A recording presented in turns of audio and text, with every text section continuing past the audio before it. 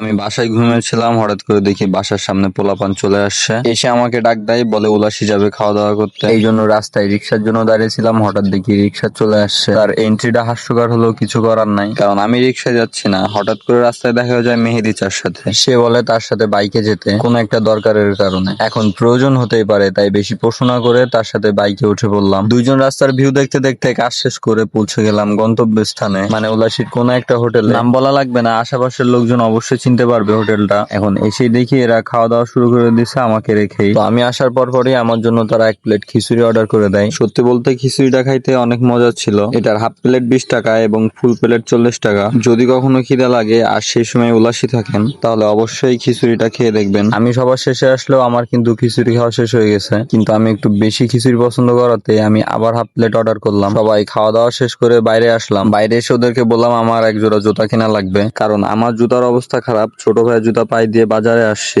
আমি ফোনটা রাফিদের কাছে দিয়ে দোকানের ভিতরে ঢুকে যাই জুতা দেখতে। এদিকে রাফিদ কিন্তু ব্লগার হয়ে গেছে। আমি কিছু বলি নাই, তারপরও রাফিদ কিন্তু খুব সুন্দরভাবে ভিডিওর ক্লিপ গুলা নিছে। তো এই জুতাটা পছন্দ হয়, জুতা কিনে বাইরে চলে আসি। এসে সবাই একটা করে আইসক্রিম নিয়ে নেই। এখন আইসক্রিমের স্বাদ নিতে নিতে সবাই বাসায় ফিরে যাব। আজকের ভিডিও এই পর্যন্তই। সবাই ভালো থাকবেন, আল্লাহ হাফেজ।